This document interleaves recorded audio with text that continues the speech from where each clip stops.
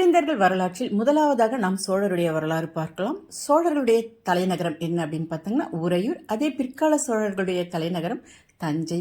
அவருடைய சின்னம் புலி சின்னம். அவர்களுடைய மாலை பார்த்தீங்கன்னா அத்தி மாலை. துறைமுகம் காவிரி, பூம்பட்டினம், பூம்புகார், புகார். முற்கால சோழர்களுடைய சிறந்த அரசர் யார் என்று பார்த்தால் கரிகால சோழன். பிற்கால சோழரில் சிறந்த அரசர் முதலாம் ராஜராஜ சோழன், ராஜேந்திர சோழன். இவருடைய ஆட்சி காலம் 9 முதல் 13ஆம் நூற்றாண்டு வரை. இந்த ஆட்சி காலம் தமிழகத்தினுடைய ஒரு பொற்காலம் என்று அழைக்கப்படுகிறது. சோழர்களுடைய சிறப்பு பெயர்கள் என்னவென்று பார்த்தால் செம்பியன், கிள்ளி வளவன், சென்னி போன்ற பெயர்கள். இவருடைய சிறந்த போர், எந்த போர் சிறந்தது சோழர்கள் அப்படின்னு பார்த்தீங்கன்னா வெண்ணி பரந்தலை போர், வாகை பரந்தலை போர், திருப்புரம்பியம் போர். சோழர்கள் கால இலக்கிய சான்றுகள் அப்படின்னு சொல்லி பார்த்தோம்னா சோழர்களுடைய காலமே காப்பிய காலம் தான் என்று அழைக்கப்படுகிறது. அப்போ சோழர்கள் காலத்தில் எழுந்த இலக்கண நூல்கள் என்ன அப்படின்னு பார்த்தோம்னா வீரசூழியம், நன்னூல், தண்டி அலங்காரம், யாப்பருங்கலம், காரிகை, புறப்புல், வெண்பாமரை. அதே போல காப்பியங்கள்ல பார்த்தோம்னா சீவக சிந்தாமணி, வளையாபதி, குண்டலகேசி, ஐஞ்சிறுங்காப்பியங்கள். சோழர் காலத்தில் எழுத முக்கியமான நூல்கள் என்ன அப்படின்னு பார்த்தோம்னா கம்ப ராமாயணமும் பெரிய புராணமும். அதே போல சோழர்கள் காலத்தில் 12 திருமுறைகள் தொகுக்கப்பட்டன. நம்ம எல்லாருக்குமே தெரியும் தேவாரம், திருவாசகம், திருமந்திரம் இதெல்லாம் தான். அதுக்கப்புறம் சோழர் காலத்தில் எழுந்த மற்றொரு நூல் என்னன்னு பார்த்தீங்கன்னா கரிகால சோழனை குறிப்பிட்ட செப்பேடுகள் அப்படின்னு பார்த்தோம்னா நம்ம முதல்ல உதயந்திரம் செப்பேடு, திருச்செங்கோடு செப்பேடு, சென்னை அருங்காட்சியக செப்பேடு, திருவாலங்காட்டு செப்பேடு, கரந்தை செப்பேடு போன்ற செப்பேடுகள் பார்த்தீங்கன்னா முதலாம் பராந்தக சோழன், ராசகேசரி, ராஜேந்திர சோழன், உத்தம சோழன் போன்றவர்களால் வெளியிடப்பட்ட செப்பேடுகளை நாம் பார்க்கின்றோம். கற்கோயில்கள் சோழர் ஆட்சி கிட்டத்தட்ட ஏறத்தாழ 4 நூற்றாண்டுகளாக நடைபெற்றது. இந்த காலத்தில் தமிழ்நாடு முழுவதுமே பார்த்தீங்கன்னா சிறிதும் பெரிதுமாக கற்கோயில்கள் கட்டப்பட்டன. அது தமிழுடைய நிலப்பரப்பை மிகவும் அழகாக அலங்கரித்தது. அதாவது கோயில் முழுவதும் கல்லாலேயே கட்டப்படுமாயின் அதற்கு கற்றளி என்று பெயர். இப்படி கற்றளிகளை கட்டுவதே பெருமைக்குரியதாக அந்த காலத்தில் பேசப்பட்டது. அடுத்ததாக தஞ்சை பெருவுடையார் கோயில் அல்லது ராஜராஜேஸ்வரம் எனப்படும் கோயில். இது தஞ்சாவூரில் அமைந்துள்ளது. இது ஒரு உலக பாரம்பரிய சின்னமாகும். இது இந்தியாவில் அமைந்துள்ள மிகப்பெரிய கோவில்களில் ஒன்றாகும். 10ஆம் நூற்றாண்டில் புகழ்பெற்று விளங்கிய தமிழ் சோழ பேரரசர் முதலாம் ராசராசனால் இக்கோயில் கட்டுவிக்கப்பட்டது. இது 1004ஆம் ஆண்டு தொடங்கி 1010ஆம் ஆண்டு இந்த கோயில் முடிக்கப்பட்டது. மராட்டிய மன்னர்களால் ஆளப்பட்ட பொழுது இந்த கோயில் பிரகதீஸ்வரர் ஆலயம் என்று அழைக்கப்பட்டது. கிபி 1023இல் கங்கை சமவெளியை வெற்றி கொண்ட பின்னர் முதலாம் ராஜேந்திர சோழனால் கங்கை கொண்ட சோழபுரம் என்ற நகரமும் இந்த கங்கை கொண்ட சோழீச்சரம் என்னும் இந்த சிவன் கோயிலும் சோழகங்கம் என்னும் ஏரியும் வெற்றி நினைவாக அமைக்கப்பட்டது. இந்த மூன்றுமே பார்த்தோம்னா கங்கை நதிக்கரையில் சோழர்களின் புலிக்கொடியை ஏற்றிய தமிழருடைய வீரத்தின் நினைவு சின்னங்களாக இன்றுமே இந்த கங்கை கொண்ட சோழீச்சரம் சிவன் கோயில் எல்லாமே விளங்குகிறது. இந்த கோயில் பார்த்தோம்னா தாராசுரம் ஐராதேஸ்வரர் கோயில். இந்த கோயில் பார்த்தீங்கன்னா 2ஆம் ராசராசனால் 12ஆம் நூற்றாண்டில் கட்டப்பட்டது. இது கும்பகோணத்திற்கு அருகிலுள்ள தாராசுரம் என்னும் ஊரில் உள்ள ஓர் இந்து சிவன் கோயில் ஆகும். கரிகாலன் கட்டிய கல்லணை இந்தியாவில் தமிழ்நாட்டில் உள்ள மிகவும் பழமை வாய்ந்த ஒரு அணையாகும். இந்த அணை பார்த்தீங்கன்னா கரிகால் சோழனால் 1ஆம் நூற்றாண்டில் காவிரி ஆற்றின் மீது கட்டப்பட்டுள்ளது. இது திருச்சிக்கு மிக அருகில் இந்த கல்லணை உள்ளது. இந்த கல்லணை தான் உலகத்திலேயே மிக பழமையான நீர்ப்பாசன திட்டம் என்பதில் நாம் பெருமிதம் கொள்ள வேண்டும். இந்த கல்லணையுடைய நீளம் 1080 அடி, அகலம் 66 அடி, உயரம் 18 அடியாகும். இது வளைந்து நெளிந்த கட்டப்பட்டிருந்தது. இந்த கல்லணைக்கு கிராண்ட் அணைக்கட் என்றும் பெயர். முற்கால சோழர்களை பற்றி பார்ப்போம். சங்க இலக்கியங்களில் காணப்படும் காலத்தால் முந்திய சோழன் யார் என்று பார்த்தால் உருவப்பல்தேர் இளஞ்சேட் சென்னி என்னும் மன்னன். இவன் பரணர், கழாத்தலையார் ஆகிய புலவர்களால் பாடப்பெற்றவன்.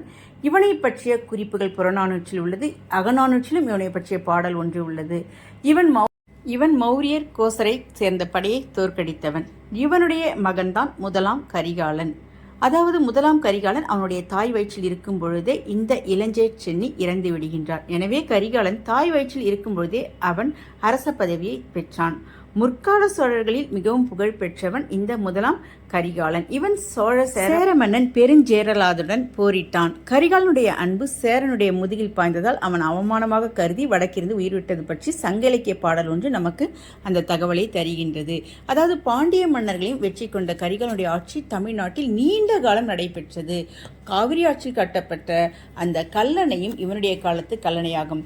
இவன் இமயம் வரை சென்று பல அரசர்களை வெற்றி கொண்டு இமயத்தில் புலிக்குடியை நாட்டி திரும்பினான் என்றும் இவனுடைய செய்திகள் நமக்கு அறியப்படுகிறது. பிற்கால சோழர்கள் கிபி 9ஆம் நூற்றாண்டுல தமிழ்நாட்டில் பல்லவர்களுக்கும் தென்பகுதிகளில் இருந்த பாண்டியர்களுக்கும் இடையே வலுவான ஒரு போட்டி நிலவுகிறது. இந்த காலகட்டத்தில் பல சோழ சிற்றரசர்கள் பல்லவர்களுக்கு ஆதரவாக இருந்தனர். அப்போ கிபி 850 விஜயாலயன் என்னும் இந்த சோழன் பாத்தீங்கன்னா மிக அரசியல் சூழ்நிலைகளை திறமையாக கையாள்வதில் வல்லவன். இவன் என்ன பண்றான் அப்படின்னு பார்த்தோம்னா, முத்திரையர்களை தோற்கடித்து விட்டு அவன் தஞ்சையில் தன்னுடைய ஆட்சியை நிறுவுகின்றான். பின்பு பாண்டியர்களையும் வெற்றி கொண்ட விஜயாலய சோழன் 871 இறக்கின்றான். இவனை பற்றிய செய்திகள் செந்திலை கல்வெட்டில் குறிப்பிடப்படுகிறது. இவன் இறந்ததை தொடர்ந்து முதலாம் ஆதித்தன், அதாவது கோப்பரகேசரி ராசகேசரி என்று அழைக்கப்படும் முதலாம் ஆதித்தன் ஆட்சிக்கு வருகின்றான். இவன் தமிழ்நாட்டு அரசியலில் சதுரங்கத்தில் திறமையாக செயல்பட்டு தன்னுடைய சோழ நாட்டு எல்லைகளை எல்லாம் விரிவாக்குகின்றான். இவன் முதலில் பாண்டியர்களுக்கு எதிராக பல்லவர்களுக்கு உதவி செய்கின்றான். ஆனால் பல்லவர்களுக்குள்ளேயே அதிகார போட்டி நிலவிய பொழுது அபராஜித பல்லவன் வெற்றி பெற இவன் சாதுரியமாக உதவுகின்றான். இதில் அபராஜிதனுக்கு எதிராக நிருபதுங்க பல்லவன் செயல்படுகின்றான். அவனுக்கு ஆண்டியர்கள் பாண்டிய நாட்டிலிருந்து துரத்தப்பட்டனர். இந்த போர் தான் திறப்புரம்பியம் போர். அதாவது தமிழ்நாட்டிலும் சோழ நாட்டினுடைய எதிர்காலத்திற்கு மிக பெரிய திருப்பமாக அமைந்த போர் தான் திருப்புரம்பியம் போர். பின்னர் சில காலம் கழித்து பல்லவர் மீதும் படையெடுத்த ஆதித்த சோழன் அபராஜித பல்லவனையும் கொன்று பல்லவர் நாட்டையும் சோழ நாட்டுடன் இணைத்து கொண்டான். இதை பற்றிய செய்திகள் திருவாலங்காட்டு பட்டயங்கள் சொல்லுகின்றன. இவனைத் தொடர்ந்து முதலாம் பராந்தகன் ஆட்சிக்கு வருகின்றான். இவன் பாண்டியரை தோற்கடித்ததால் இவனுக்கு மதுரை கொண்டான் என்றும் பெயரும், ஈழம் வரை சென்று படையெடுத்து சென்றதால் ஈழம் கொண்டான் என்றும், சிதம்பரம் கோயிலுக்கு பொன்கூரை வேய்ந்ததால் பொன் வேய்ந்த சோழன் என்றும் இவன் அழைக்கப்படுகின்றான். இவனுடைய காலத்தில்தான் குடவோலை முறை அறிமுகப்படுத்தப்படுகிறது. வீராணம் ஏரி, தக்காளு போர் முதலியவை இவனுடைய ஆட்சியில் சிறந்ததாக போற்றப்படுகிறது. வெண்ணி பரந்தலை போர் இது பார்த்தோம்னா வெண்ணி என்கின்ற ஒரு ஊரில் இருக்கின்ற ஒரு போர்க்களமாகும். இந்த ஊர் வாயிலில் நடைபெற்றதால் இது வெண்ணி பரந்தலை போர் என்று பெயர். இந்த இடத்துல கரிகாலன் தன்னை எதிர்த்து வந்த நெடுஞ்சேரலாதனையும் பாண்டிய மன்னன் ஒருவனையும் 11 வேளிரையும் ஒரே சமயத்துல தோல்வியுறச் செய்தான். அப்போ போர்ல கரிகாலன் விட்ட அம்பானது சேரனுடைய மார்பை துளைத்து ஊடுருவி முதுகு வழியாக வந்தது. அப்போ அது முதுகில் பட்ட புண் புறப்புண் என்று கருதிய வெக்கப்படைந்த சேரன் தன் கையில் பிடித்த வாளுடன் வடக்கிருந்து பட்டினி கிடந்து உயிர் விட்டான். அதனாலதான் இந்த போருக்கு வெண்ணி பரந்தலை போர் என்று பெயர்.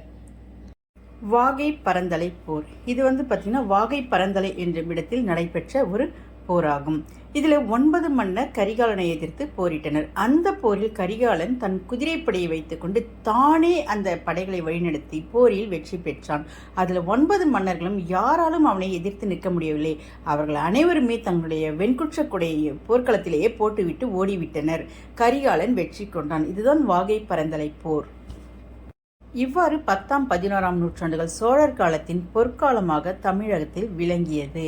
பின்னர் 13ஆம் நூற்றாண்டில் சோழரது ஆட்சி முடிவுக்கு வந்தது.